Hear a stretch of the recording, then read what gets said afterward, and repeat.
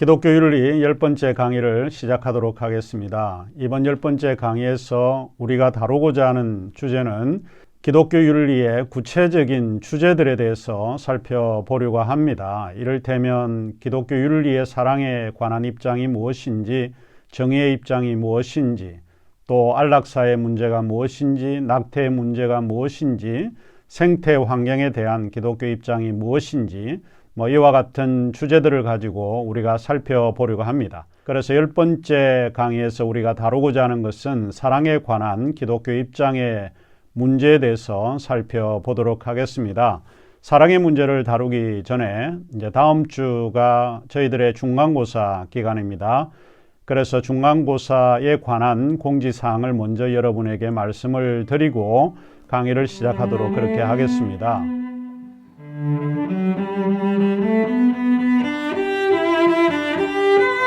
다음 주 중간고사에 대한 문제는 에세이 문제이고 한 문제입니다. 그 한 문제는 지금 현재 우리가 많이 다루었던 상황윤리에 대해서 살펴보려고 하는데, 상황윤리에 대해서 문제를 제가 제출하려고 하는데, 이 상황윤리에 대한 문제는 이렇습니다. 상황윤리에 관해서 간단하게 기술하시고, 그리고 여러분이 생각할 때에 상황윤리가 무엇이 문제인지 비판적으로 평가를 해주시면 되겠습니다. 분량은 A4 용지에 2페이지 내로 타이핑을 하셔서 제출을 해주시면 되겠습니다. 그리고 제출할 날짜는 11월 6일까지 제출을 해주시면 되겠습니다. 한 일주일 정도면 되지 않을까 싶긴 합니다.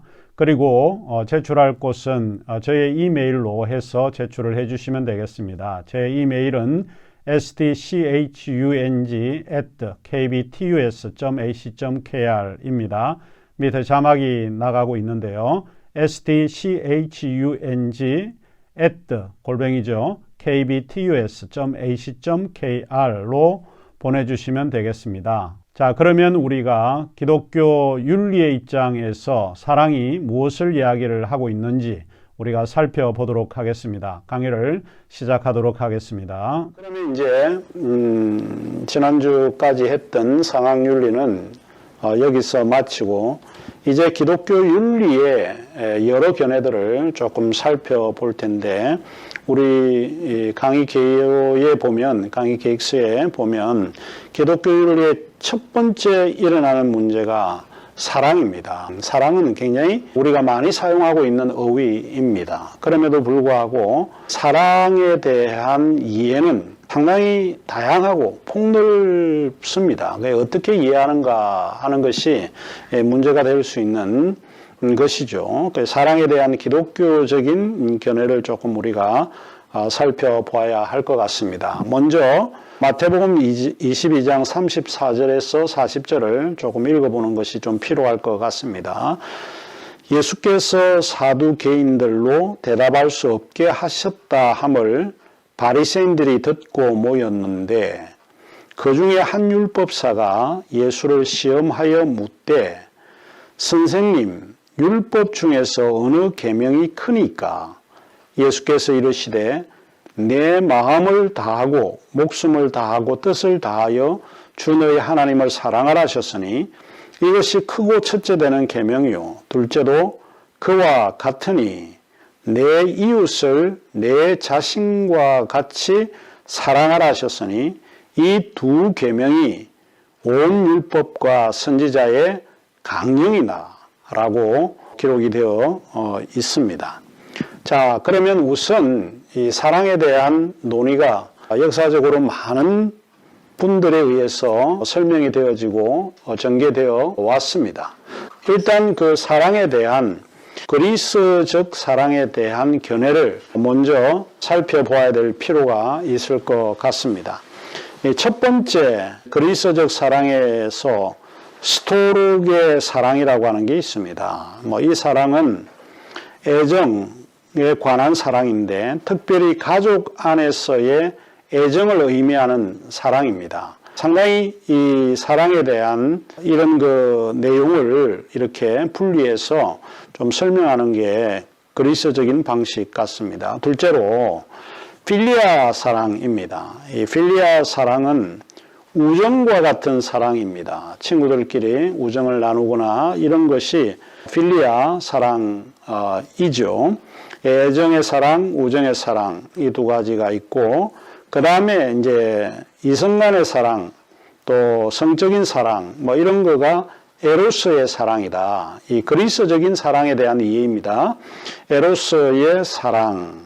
남녀 간의 사랑을 뭐 이야기하는 것이고 그 다음에 넷째로 아가페의 사랑입니다. 이것은 자비 혹은 자기를 내어주는 희생적 사랑 뭐 이런 의미로 사용되어지고 있는 사랑입니다. 특별히 이제 그리스도적 사랑에 대한 견해에서 기독교인들이 이 견해를 많이 받아들이고 있는 것 같습니다. 우리 기독교인들이 가지고 있는 사랑의 그 선이라고 하는 것은 다름이 아니라 아가페의 사랑에서 근거되어 있다라고 주장을 하고 있기 때문에 그러지 않나 싶습니다. 그래서 예수 그리스도의 사랑, 성육신의 사랑 이 모든 것은 아가페의 사랑과 연결해서 이야기를 하고 있다 하는 것입니다. 그런데 아가페의 사랑은 신적인 사랑이고 뭐 필레오 사랑은 육적인 사랑이다. 뭐 이렇게 논의하는 것 자체가 사실은 문제가 있습니다. 신적인 사랑을 아가페의 사랑이라고 하는 것은 신학적으로 규정한 것이지 원래 신약 성경이 쓰여질 때는 그런 구분이 사실은 없습니다. 원래 기독교라고 하는 게 이 세기에 헬라 문화하고 히브리 문화가 합해진 것이기 때문에 영향을 받았다라고 말할 수는 있겠죠. 자, 일단 그리스적 사랑에 대한 네 가지를 좀 기억을 해주시면은 좋을 것 같습니다. 자, 우리가 이제 던지는 물음이 이제 이런 것인데 성서적 사랑은 그러면 아가페의 사랑인가? 종종 우리가 많이 질문을 받고 있는 것 중에 하나입니다. 스토로게와 에로스는 신약 성경에는 언급이 전혀 없습니다. 필리아라고 하는 종종 필레인이라고 하는 요 어휘는 소중히 여기다로 번역되어 있는 것이 가장 이상적인 것이라고 주장하는 사람들도 있습니다. 어쨌든 필리아라고 하는 요 어휘는 성경에 많이 언급이 되어 있습니다. 게다가 그리스 문학에서 사랑을 표현할 때 가장 보편적으로 언급된 그런 용어이기도 합니다. 이 아가페라고 하는 이 용어는 선택된 단어라는 의미라는 사실을 보여주고 있는 것처럼 보입니다. 이것은 헬라와 기독교 신앙 공동체와의 서로 다른 의미로 해석하게 하는 목적이나 의도가 엿보인 것처럼 이렇게 볼 수 있습니다. 요한복음 21장 15절에서 17절 아가페와 필레오, 필리라고 하는 요 두 어휘가 혼합적으로 사용되어지고 있는 성경 구절이 요한복음 21장 15절에서 17절입니다. 제가 한번 읽어드리면 그들이 조반 먹은 후에 예수께서 시몬 베드로에게 이르시되 요한의 아들 시몬아 네가 이 사람들보다 나를 더 사랑하느냐 하시니 이르되 주님 그러하나이다. 내가 주님을 사랑하는 줄 주님께서 아시나이다. 이르시되 내 어린 양을 먹이라 하시고 또 두 번째 이르시되 요한의 아들 시몬아 네가 나를 사랑하느냐 하시니 이르되 주님 그러하나이다. 내가 주님을 사랑하는 줄 주님께서 아시나이다. 이르시되 내 양을 치라 하시고 세 번째 이르시되 요한의 아들 시몬아 네가 나를 사랑하시느냐 하시니 주님께서 세 번째 네가 나를 사랑하느냐 하심으로 베드로가 근심하여 이르되 주님 모든 것을 아시오매 내가 주님을 사랑하는 줄을 주님께서 아시나이다. 예수께서 이르시되 내 양을 먹이라. 여기에서 예수님께서 뭐 필레오로 물으시니까 아가페로 대답했다. 아가페로 물으니까 필레오 대답했다든지 뭐 이런 어원적으로 뭐 서로 용어를 가지고 예수님께서 그 용어에 맞지 않는 거를 대답했기 때문에 세 번을 물으셨다. 뭐 이렇게 이제 우리가 보통 알려져 있는데 그거는 옳은 해석 같이 들리지는 않습니다. 요한복음 21장 15절에서 17절을 조금 다루었는데 제 개인적인 생각을 조금 여러분에게 전달하고 우리가 이제 다른 부분으로 좀 설명을 해야 할 것 같습니다. 사실 그 성경이 쓰여질 당시에 신약 성경의 어휘가 모든 사람들이 이해할 수 있는 소위 시장 통해서 이해되어질 수 있는 언어로 사용되어졌다는 거예요. 그래서 아가페 언어가 고상한 언어고 필리오라고 하는 언어는 뭐 세속적인 언어다 이렇게 구분했다고 저는 보지는 않습니다. 근데 왜 예수님께서 시몬에게 3번이나 물으셨나라고 하는 그거는 여러 가지 해석적 상황을 우리가 이야기할 수 있습니다. 누구로부터 여러분은 3번이라고 하는 질문을 받아본 적이 있나요? 그 질문을 받아보게 되면 여러분이 기억을 못하거나 어떤 그 결정을 잘 못할 때 3번을 묻는 경우가 굉장히 많습니다. 속된 말로 표현을 하자면 말귀를 잘 알아듣지 못할 때 3번을 묻는 경우가 굉장히 많습니다. 제가 볼 때는 베드로가 소위 기독교 지도자로서 초대 기독교의 지도자로서 좀 적합하지 않은 그런 인물을 조금 묘사한 게 아닌가 뭐 이런 생각이 조금 들죠. 이는 주님을 사랑한다라고 하지만 3번이나 주님을 부인했기 때문에 거기에 대해서 인치기 위해서 3번을 강조했다 그런 말도 있는데 뭐 그런 것도 틀린 말은 아니겠지만 제가 볼 때는 요한복음에 나타나 있는 베드로는 사실 조금 그 지도자로서 부적격한 그런 모습이 많이 보였기 때문에 3번이나 좀 묻지 않았을까 하는 그런 생각이 듭니다. 아무튼 이 성서적 사랑은 아가페 사랑이라고 하는 것은 아닌 것 같습니다. 자, 그러면 이제 기독교 전통에 나타난 사랑의 견해인데 이것은 고전적으로 어떤 형태로 이 사랑에 대한 이해가 있었는가 좀 살펴보고자 합니다. 첫 번째가 사랑의 어거스틴적 유형입니다. 어거스틴은 사랑에 대해서 기독교 전통의 입장에서 좀 대변을 해 주었는데 아마 4가지 것에 의해서 좀 설명이 가능하지 않을까 싶습니다. 어거스틴은 초대 기독교 발전에서 결정적인 요인으로 사랑의 개념을 전개해 왔습니다. 어거스틴은 삼위일체의 사상에서 절대 사랑의 생명을 보여주었습니다. 하나님은 은혜롭고 그의 사랑을 그의 피조물에게 보여주시고 이 사랑을 통하여 피조물의 구속을 위해 아들을 이 땅에 오게 했다라고 하는 것입니다. 하나님이 하늘의 영광을 버리고 이 땅에 친히 오셨다는 그 행위 자체는 사랑에 근거되지 않으면 이루어질 수 없는 것이라고 본 것이죠. 세 번째로 어거스틴의 유형의 사랑은 인격적이고 능동적이며 그리고 구속적인 사랑입니다. 하나님의 사랑은 구속적인 의미가 굉장히 많이 내포되어 있다라고 보는 것이죠. 인간을 사랑해서 인간을 구속하기 위해서 그의 하나밖에 없는 아들 예수 그리스도를 이 땅에 보내주셨다라고 하는 이야기입니다.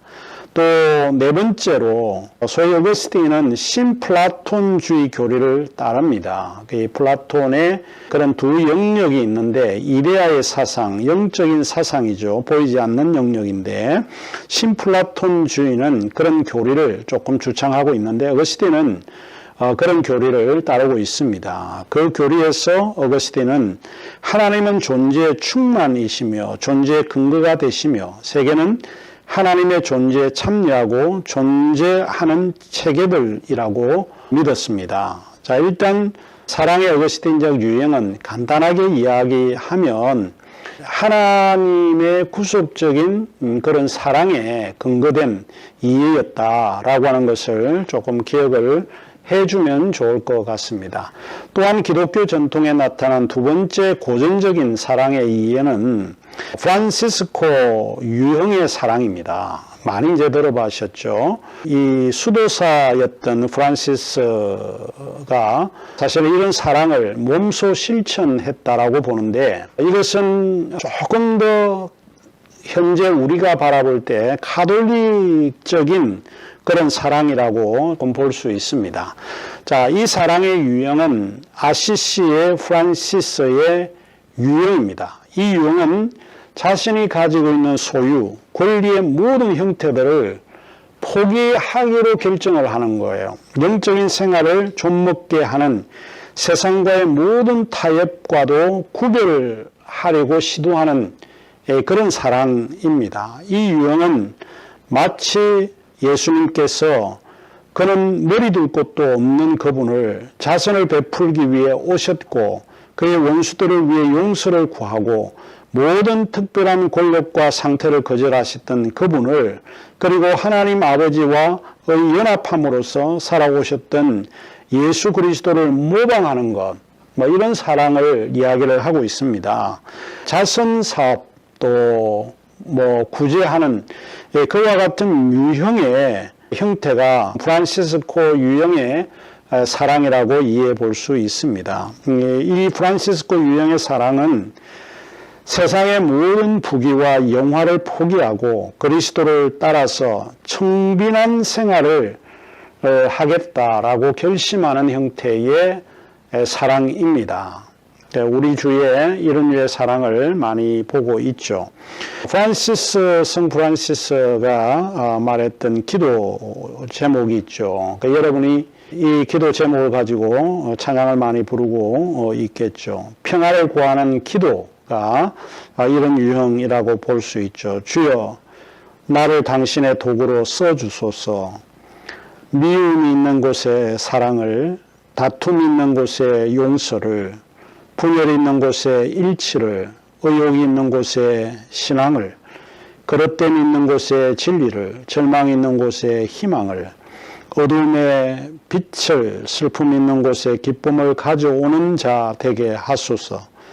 위로받기보다는 위로하고 이해하기보다는 이해하며 사랑받기보다는 사랑하게 하여 주소서. 우리는 줌으로써 받고 용서함으로써 용서받으며 자기를 버리고 죽음으로써 영생을 얻기 때문입니다.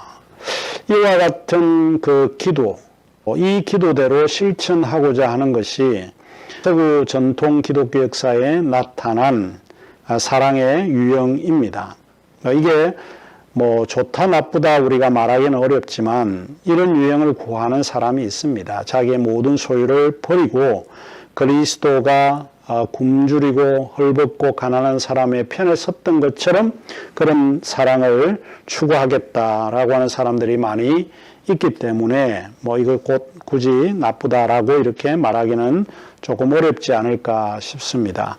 우리가 잘 알고 있는 한 분이 계시죠. 알베르트 슈바이처입니다. 아프리카의 선교사로 헌신했던 신약학자이기도 했던 슈바이처의 사상이 이런 류의 사상이 아닐까. 자기의 모든 부귀, 명예 이런 것을 버리고 정말 낮고 천한 곳에 오셔서 섬기기 위해서 희생했던 이런 유형의 사랑이라고 볼 수 있습니다. 제가 한 사람을 더 좀 소개를 하자면 해외 봉사를 위해 한국을 찾았던 오스트리아 간호사 엠마 프라이징거라고 하는 분이 계십니다. 이와 같은 이 사람들이 대부분 프란시스코 유형의 사랑을 실천했던 분이라고 볼 수 있습니다. 자, 이 왜 초기 자본가들은 이 프로테스탄트를 믿었을까라고 하는 막스 베버의 프로테스트 윤리와 자본 정신을 보면 이 카톨릭의 사상들이 상당히 요 프란시스코 유형의 상태라고 하는 것을 좀 알 수 있습니다. 이제 제가 막스 베버의 프로테스탄트 윤리와 자본 정신이라고 하는 책을 언급한 이유 중에 하나가 오른바 사랑에 대한 기독교적 이해와 가톨릭의 사랑에 대한 이해를 암시적으로 배울 수 있기 때문에 제가 요거를 좀 인용합니다. 막스 베버는 이제 이렇게 기록을 하고 있어요. 가톨릭과 프로테스탄트 신앙을 가진 사람들이 섞여 살고 있는 지방의 통계를 살펴보면 한 가지 현상이 눈에 띄게 나타나는데 그것은 소위 부자라고 불리는 자본가와 기업가들, 특히 근대 기업에 숙련된 상급 노동자와 관리자 계급 대부분의 사람들이 프로테스탄트라는 점입니다.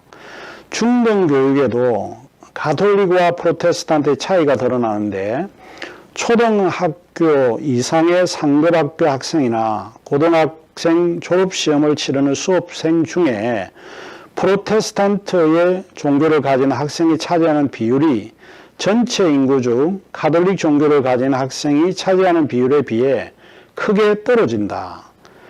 가톨릭은 비세속적 성격이 강하다는 거예요. 이게 이제 프란시스코 유형의 그런 형태가 가톨릭에는 많이 강조가 되어지고 있다 하는 것이죠.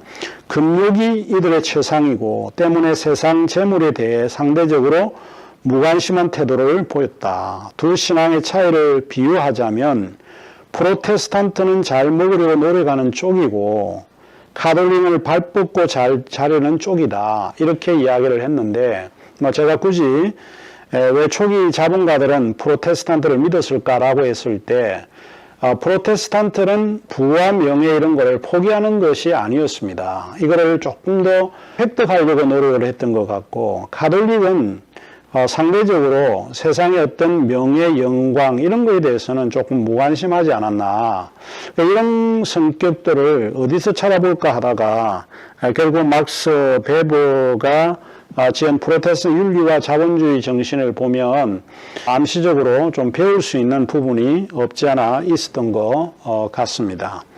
그 다음에 이제 복음주의적 유형의 사랑입니다. 이제 복음주의적 유형의 사랑은 어떤 형태, 이벤젤리컬 웨이는 좀 간단하게 요약을 하자면 이런 유형입니다.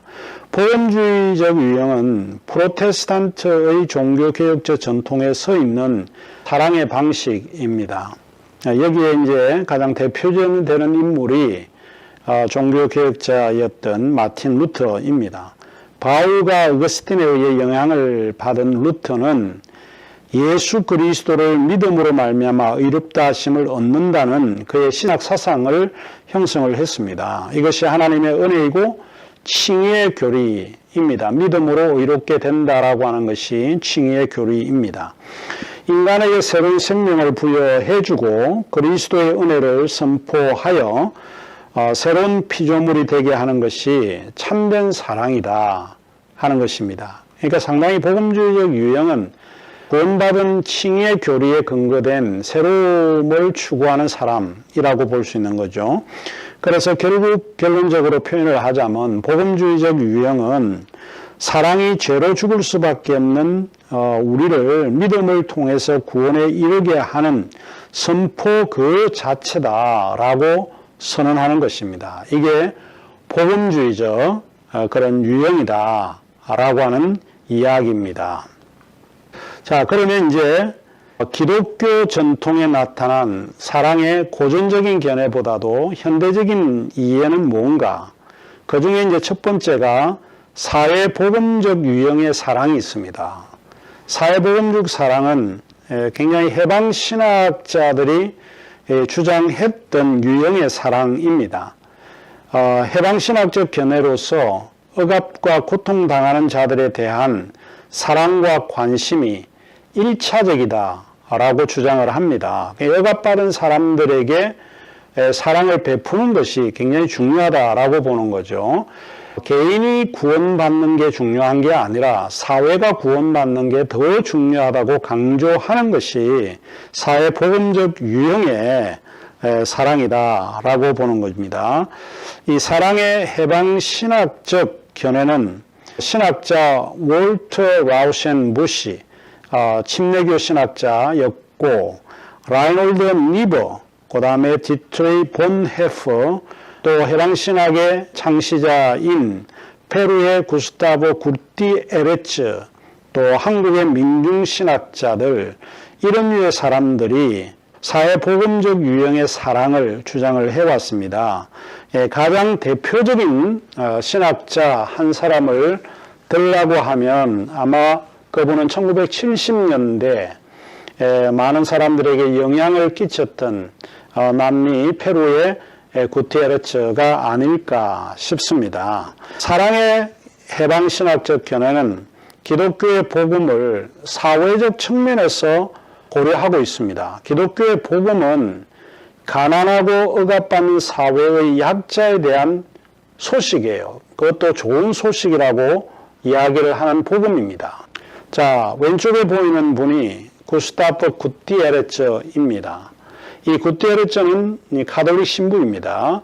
그는 1970년대 이후 세계 신학계 화제가 되었던 신학으로 이른바 해방신학, Liberation Theology라고 하는 라틴 아메리카에서 시작된 이 해방신학의 아버지로 간주되고 있습니다. 그는 도미니크회 신부이면서 신학자였고 구테레츠는 해방신학을 본격적으로 그리고 일관되게 다룬 최초의 신학자라 할 수 있습니다. 뭐 흑인신학이라든지 여성신학이라든지 우리 한국의 1970년 80년대에 일어났던 민중신학도 직간접적으로 이 해방신학의 영향을 받고 있다라고 보는 거죠. 리마에 사는 가난한 사람들, 억압받는 사람들과 많은 시간 함께하는 삶을 살았던 신부였습니다. 그는 현재 미국 노틀댐 대학교의 석좌 교수로 지금 모아 계십니다. 그는 나이가 굉장히 많은데 제가 간단하게 여러분에게 사진을 조금 설명을 해드리면 지금 이게 노틀댐 대학입니다. 지금 구테레츠가 여기에 좀 있기 때문에 오래전에 제가 요 노틀댐 대학을 방문한 겁니다. 여기 보이는 뒤에 노틀댐 대학의 상징이 실제 골드로 되어 있는데 그 금입니다. 뭐 순금은 아니겠지만 금으로 지어졌고 금으로 지어진 이유가 역사적으로 도움이 한번 불이 났습니다. 불이 나고 난 이후에 가톨릭의 모든 성도들이 십시일반으로 돈을 내고 기부한 걸로 해서 이 금으로 이렇게 더 이상 타지 말라고 세워진 그 건물입니다. 왼쪽에 보이는 거는 도서관이고 오른쪽에 보이는 여러 이제 노틀댐 대학의 건물들입니다. 1871년에 세워진 학교가 노틀댐 대학입니다. 여기가 성당이죠. 성당이고 제가 오른쪽에 들어가서 찍은 사진입니다. 미사 시간이 좀 정해져서 들어갈 수 있는 시간과 또 뭐 이런 게 시간이 조금 있더군요. 오래전에 제가 해방신학자 구티에레츠와 함께 예일 대학에서 모임이 있었을 때 같이 찍은 사진입니다. 왼쪽에 보이면 구티에레츠입니다. 구티에레츠의 첫인상은 굉장히 키가 작다라고 하는 거고 마치 조금 좋지 않은 표현을 하자면 풍뎅이처럼 중간 부분이 이제 둥글다라고 하는 그런 인상을 제가 좀 받았던 인물입니다. 이런 분이 어떻게 세계 신학을 좀 이끌었을까 그런 뭐 생각도 했던 시간이 있었습니다.